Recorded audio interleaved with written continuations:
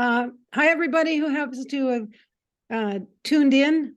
I am Linda Lambert, and I'm talking with Brenda Wilbee, who has published Goodwill, Glad Tidings in Spring and All, which is the 2023 anthology written and edited by Red Wheelbarrow Writers and published by Sidekick Press. If you happen to have the book before you or own a copy, her essay is on page 165. I will read her short bio so that you can get a sense of who Brenda Wilbee is.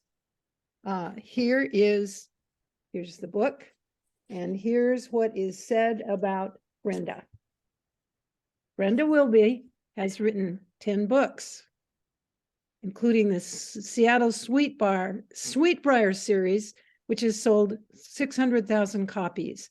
And currently she's working on a memoir and directs catch this name, Tinsy Wincy Studio, where she works with small publishers and other writers to take their stories from concept to conclusion, which means editing, typesetting, illustrating, layout, cover, and upload. That's a real load of things that you do for other writers. How did you get to this place in your life where you are helping other writers? What was your journey?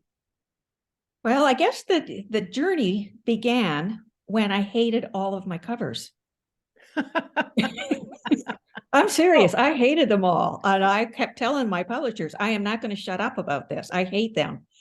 So when I was teaching composition at Whatcom Community College, they had a design program just right down the hallway and around the corner. And I said, I am going to learn how to make book covers. So that's how I did, and it involved into typesetting. It's a nice complement to it's a nice complement to the puddle of words that you have to sort through to get something written. Switching over to the art, you kind of numb out. And so it's a really nice balance. And I've been doing that for probably about 10 or 15 years now. I love it. Oh, that's fascinating. How long did it take you to learn how to design covers? Well, my first class was in Illustrator, one of the 3 major design software programs. Yes. And I was told immediately, you can't do a face in Illustrator. And you said, I bet I can. I said, you watch me. And so I redid, the main character in Sweetbriar is Louisa Bourne Denny. So I put her face in Illustrator and then had so much fun doing that. I made a series of 3 Seattle Pioneer faces in Illustrator for the Museum of History and Industry in Seattle. So I thought, I can do this. I can sell this. And I've never looked back. That's fascinating. I haven't talked to anyone who has designed their own covers. Well, those books, unfortunately, are out of print. So those designs, they're sitting waiting for a rainy day project to update, upload, and resurrect them back into Seattle's history. Do you want to say a little bit about the content of that series? The series is about the founding families, the Bournes and the Dennys of Seattle in 1852. I tracked them from Cherry Grove, Illinois, across the prairie. She is carrying sweetbriar seeds from her best friend, Pamelia, whom she has to part from. And then the trip up to Puget Sound, where they kind of heard by rumor there was land up there, and the Willamette Valley was all filled by 1850. So they came on up. She is known in Seattle history as the Sweetbriar Bride. She married David Denny, 5 years her junior, who had to wait and get his homestead because he was not yet 21.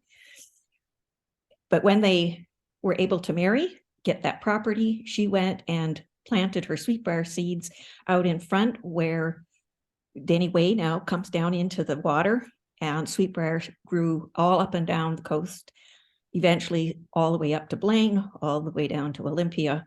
And thus we get the Sweetbriar. And then the following books just follow up stories, history from that point forward for 5 years.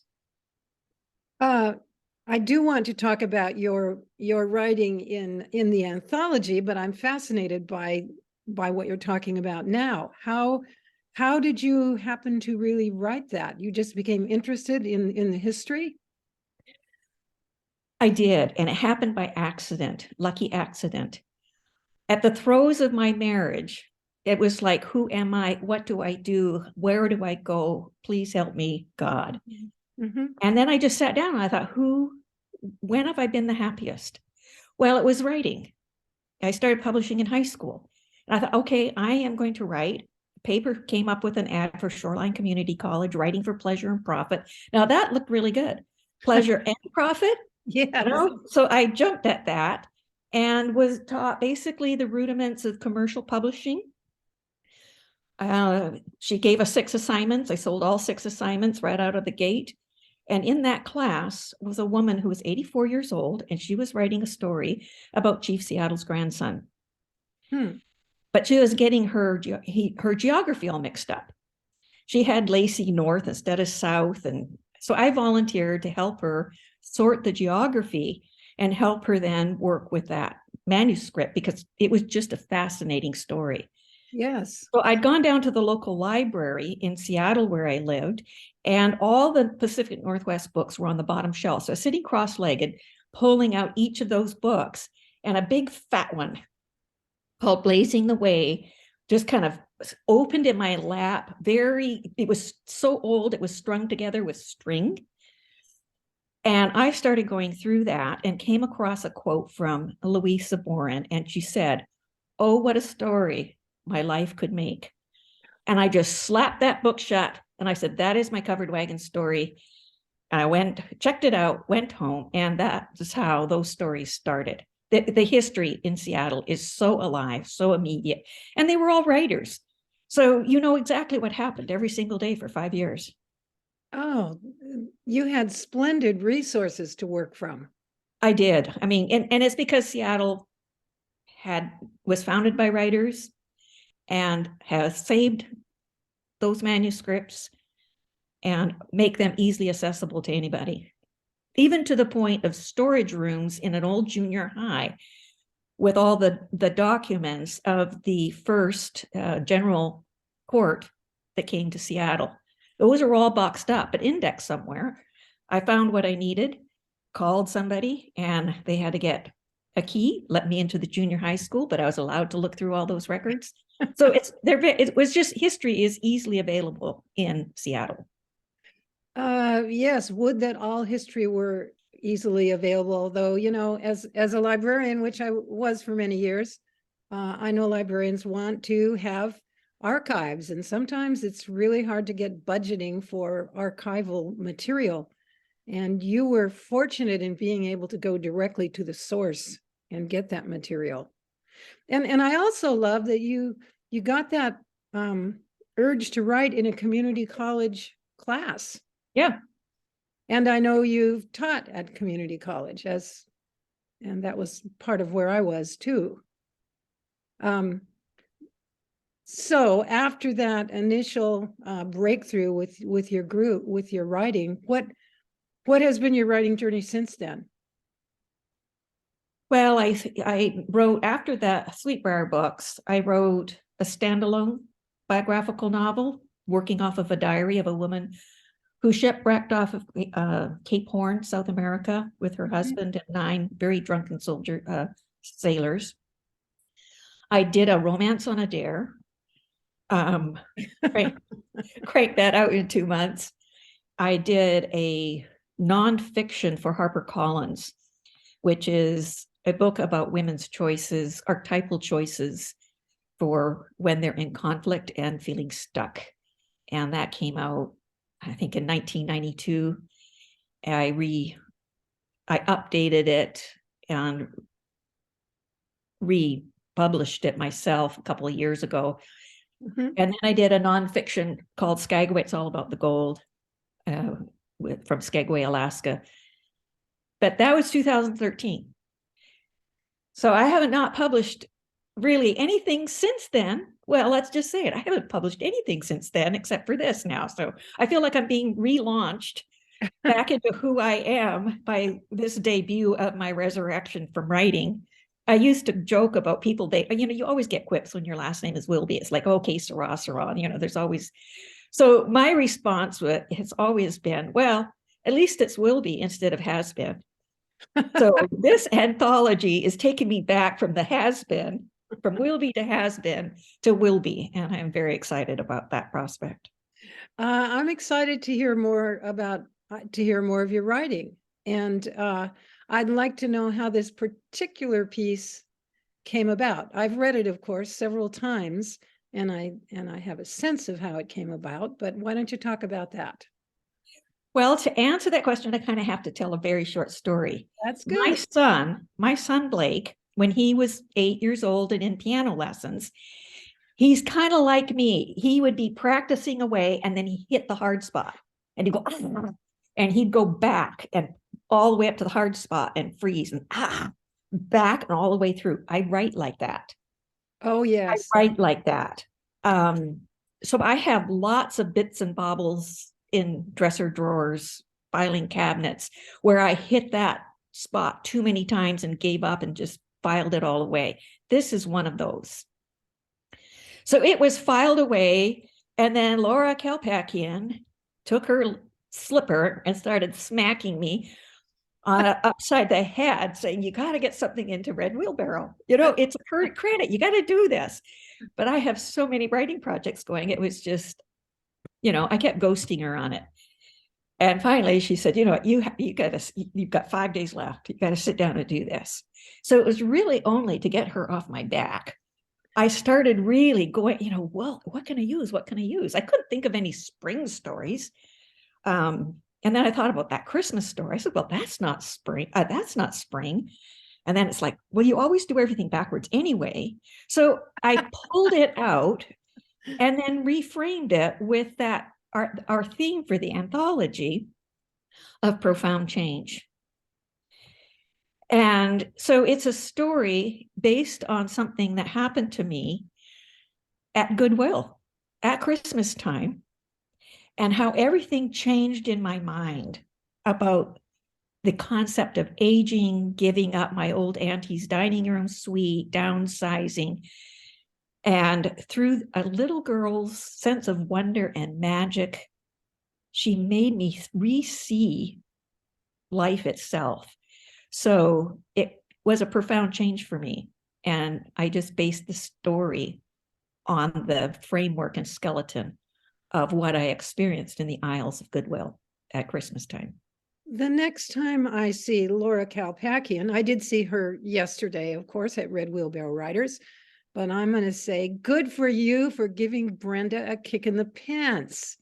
And but now maybe she won't have to give you a kick in the pants because you're going to keep churning out material from all those files, those things stuck away in drawers.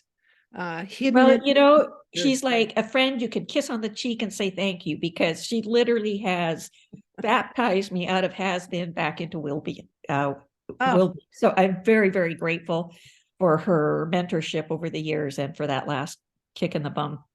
She has mentored a lot of us. Yeah. I got back into writing because I took her memoir class in 2013, I think.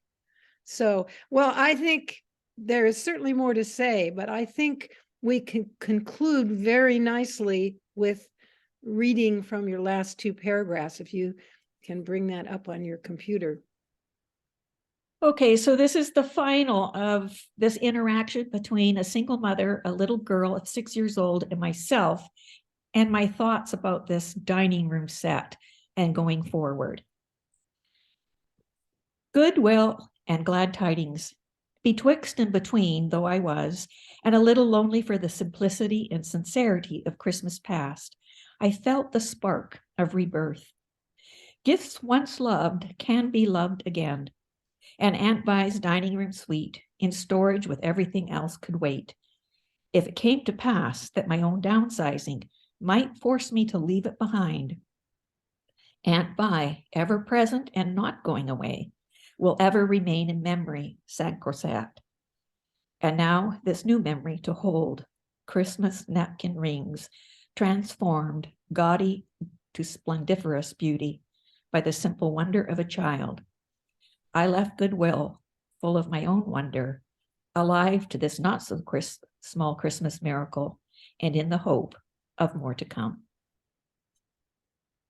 It's a beautiful example of the uplift theme that Red Wheelbarrow writers sought to get. And I'm so glad you wrote it. Is there any final thought you would like to mention about your writing process, your hopes for the future, anything? Well, I guess I could say thank you to these Red Wheelbarrow authors that I am now beginning to plug into and become friends with after this long hiatus of not writing at all. And that all back in Seattle and up in Bellingham here, this new community that I'm finding, I'm very grateful to people's encouragement. And I hope to make such good friends that I can then find the confidence to be of encouragement myself as more and more of us in the community come in together in our writing group. Thank you for excellent parting words. And I'm looking forward to reading more of your writing and being with you in Red Wheelbarrow Writers and publishing more. So thanks a lot, Brenda. Thanks, Linda. See you next time. Okay.